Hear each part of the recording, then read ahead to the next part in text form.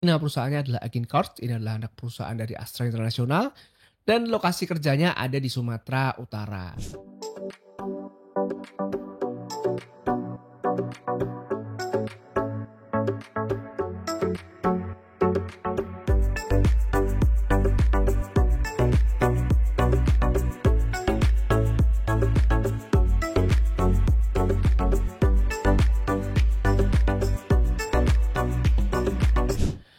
Halo, selamat datang kembali di channel YouTube saya. Saya punya informasi menarik buat kamu yang tertarik bekerja di industri pertambangan. Karena perusahaan tambang emas yang ada di Sumatera ini lagi membuka lowongan pekerjaan untuk fresh graduate dengan nama program GDP atau Graduate Development Program. Pasti kalian penasaran nama perusahaannya apa. Tapi sebelum kita mulai lebih lanjut, kalian bisa klik dulu nih tombol subscribe-nya.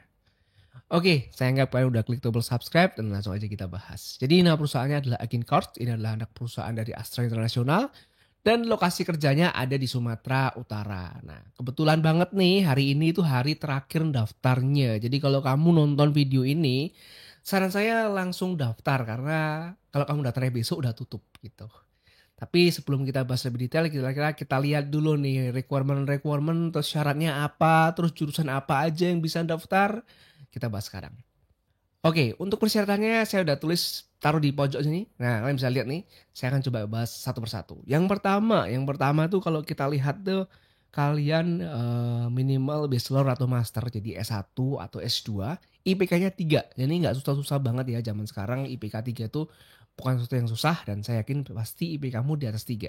Yang kedua ini terkait umur. Jadi umurnya ini kalau kamu S1 atau bachelor itu 18 sampai 25, tapi kalau kamu S2 itu tentu lebih gede yaitu 24 sampai 28. Selisih 3 tahun lah. Jadi depend on your applicant study. Jadi kalau kamu S2 umurmu lebih tinggi batasannya, tapi kalau kamu S1 maksimal 25. Terus yang ketiga ini fully committed to the program by signing development agreement letter. Ya, ini kayaknya cuma semacam komitmen untuk ikut program ini karena kalian nanti kerjanya rooster. Jadi di sini dibilang kalau including willingness to work on site with rooster system. Jadi buat kamu yang belum tahu rooster system itu apa, itu sistem kerja di mana kalian mengharuskan pergi ke suatu remote area, terus kalian bekerja secara continue di situ, terus nanti setelah sekian waktu kalian akan dikirim pulang ke rumah untuk cuti atau untuk libur.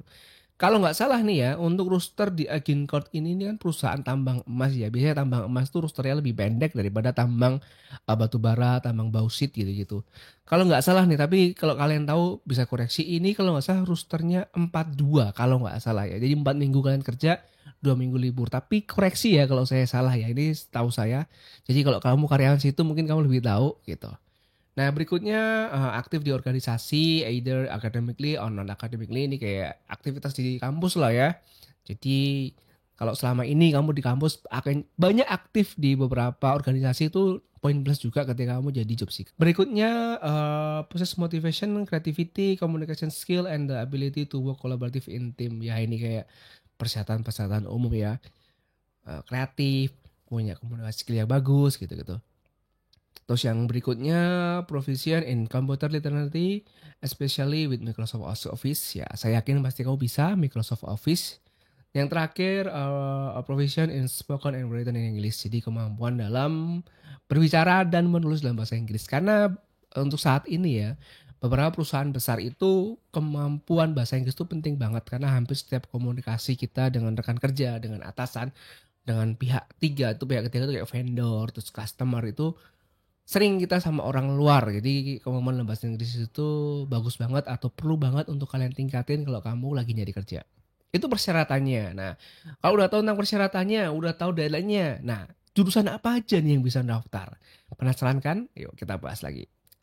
Kalau kita lihat di pamfletnya, jurusan itu cukup banyak yang tersedia di sini. Jadi ada sekitar ya mungkin 1, 2, 3, 4, 5, 6, 7, 8, 9, sekitar 18 jurusan.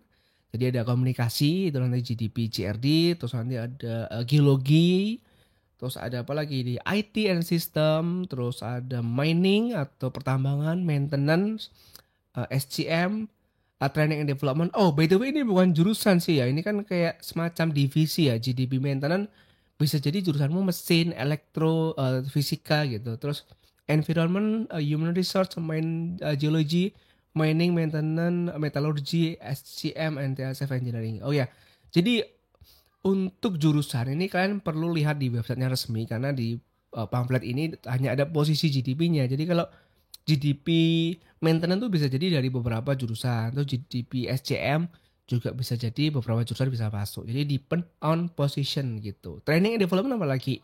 Jadi bisa dari beberapa jurusan yang ada di Indonesia gitu. Posisinya ini cukup banyak, jadi buat kamu yang tertarik mau coba, coba sekarang juga sebelum tutup gitu. Secara karir menurut saya bagus pertambangan di industri, apa namanya, mineral ini cukup long life lah ya, walaupun batu bara juga bagus. Jadi kalau mineral apalagi emas ini komoditinya kan semakin lama semakin naik nih. Jadi kayak ibaratnya kamu melakukan aktivitas aktivitas eksplorasi, tapi harga barang yang kamu eksplorasi itu semakin ke sana tuh semakin tinggi. Jadi kayak, jangka panjangnya bagus dan tentunya kalau kamu masih fresh graduate ini adalah good opportunity untuk mencoba berkarir di industri pertambangan, khususnya pertambangan emas bersama Agincourt.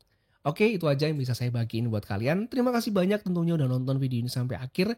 Kalau kamu punya pertanyaan atau kritik saran terkait video ini, tulis saja di kolom komentar. Thank you and see you next time.